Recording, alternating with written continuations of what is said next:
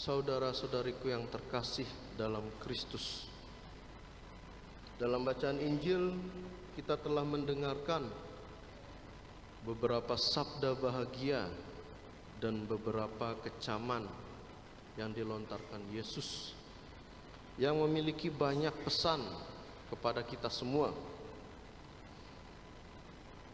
Berkat dan peringatan itulah yang sebenarnya menjadi pesan utama di dalam bacaan Injil yang telah kita dengarkan.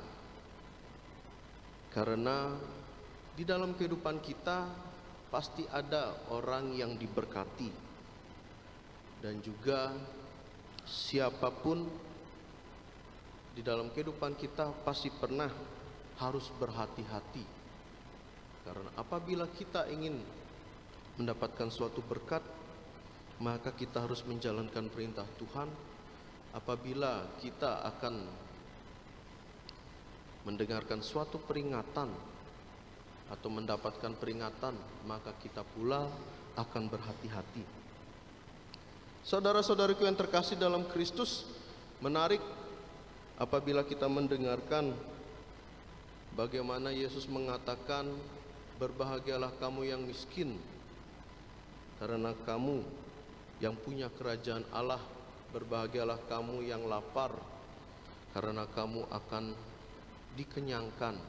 Berbahagialah kamu yang menangis, karena kamu akan tertawa, akan berbahagia." Saudara-saudariku yang terkasih, di dalam kehidupan kita, di tengah kemiskinan, bukan hanya miskin harta, tetapi Yesus menekankan miskin, misalkan miskin rohani dan miskin karena suatu keadaan tertentu di dalam kehidupan kita. Yesus menekankan bahwa di dalam kelemahan kita yang kita miliki, maka kita harus menjalin suatu relasi yang baik kepada Tuhan. Bagaimana di dalam kelemahan kita kebanyakan orang mengingat Tuhan, tetapi ketika kita berbahagia, ketika kita kaya, ketika kita sudah dihibur, kita lebih sering lupa. Jadi penekanan di sini adalah bagaimana kita harus bersyukur, kita harus bisa mendapatkan berkat, dan bagaimana adanya peringatan kepada kita sekalian supaya kita bisa berhati-hati di dalam kehidupan kita. Saudara-saudaraku yang terkasih dalam Kristus, di tengah kemiskinan, baik kemiskinan karena uang ataupun kemiskinan karena iman, ataupun kemiskinan karena suatu keadaan tertentu yang membuat kita sedih, kita berduka cita, di sana Yesus hadir dengan penghiburannya. Di sana Yesus hadir dengan segala hal yang Ia miliki supaya kita tetap berteguh pada suatu keyakinan bahwa Tuhan akan memberikan keselamatan kepada kita. Dan juga saudara-saudariku yang terkasih, di tengah bagaimana kita bersyukur karena kekayaan kita, karena penghiburan kita, karena segala hal yang kita miliki, kita diajak untuk tetap ingat kepada Tuhan, juga kepada sesama yang membutuhkan.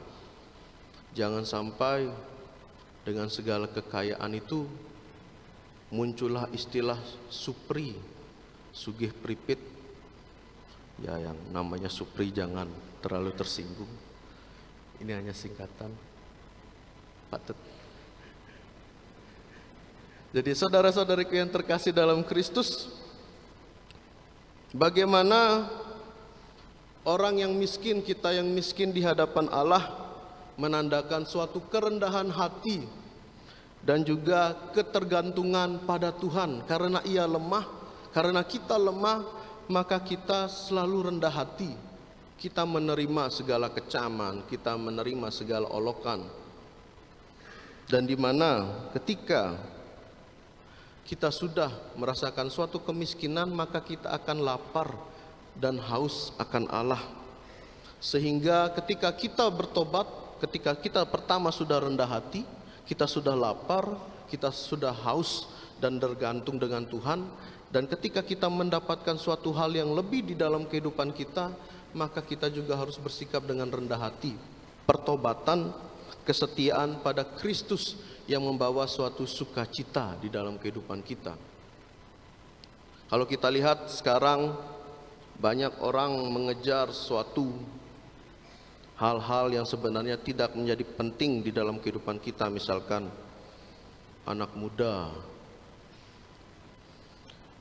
ya anak-anak sekami lebih sering main TikTok, scroll TikTok, disuruh belajar scroll TikTok, atau melihat gaya dance atau goyangan TikTok yang baru yang menarik. Jadi pernah kadang mereka anak-anak muda ajak saya orang yang kaku badannya, udah besar gemuk kaku lagi, disuruh goyang kayak gitu setengah mati. Tapi demi bisa merangkul anak-anak muda itu suatu cara yang baik.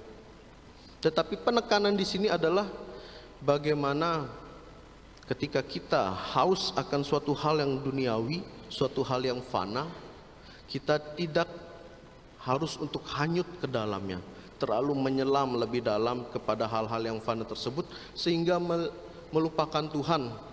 Karena segala kesenangan yang kita miliki, kita begadang sampai jam 2, jam 3 pagi sehingga kita lupa misa hari Minggu, sehingga kita lupa untuk menyapa Tuhan di dalam suatu perayaan Ekaristi. Itulah fakta yang terkadang terjadi di dalam kehidupan kita. Oleh karena itu, saudara-saudariku yang terkasih, celakalah kalian yang sudah berpuas diri di dalam kehidupannya karena tidak terlalu tergantung dengan Tuhan, karena ia terlalu tergantung pada hal-hal duniawi sampai lupa dengan Tuhan.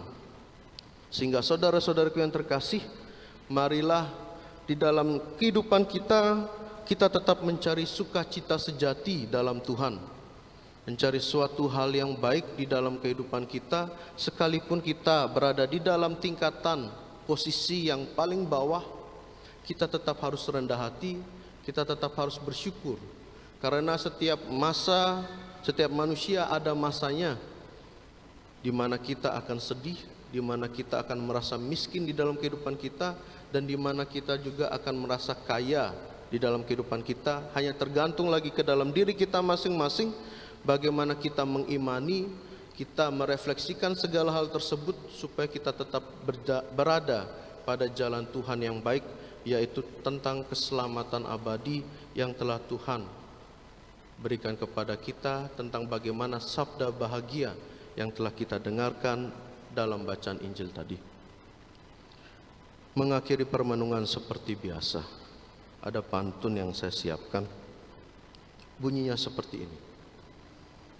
Jalan ke hutan memetik rotan, jangan lupa membawa bekal. Orang yang rendah hati di hadapan Tuhan akan mendapat berkat yang kekal. Mentari pagi bersinar terang, hangat terasa di kebun ceri. Bersyukurlah meski hidup kurang, karena berkat Tuhan tak pernah sendiri. Semoga Tuhan memberkati. Marilah kita berdiri, kita menyatakan iman kepercayaan kita kepada Tuhan.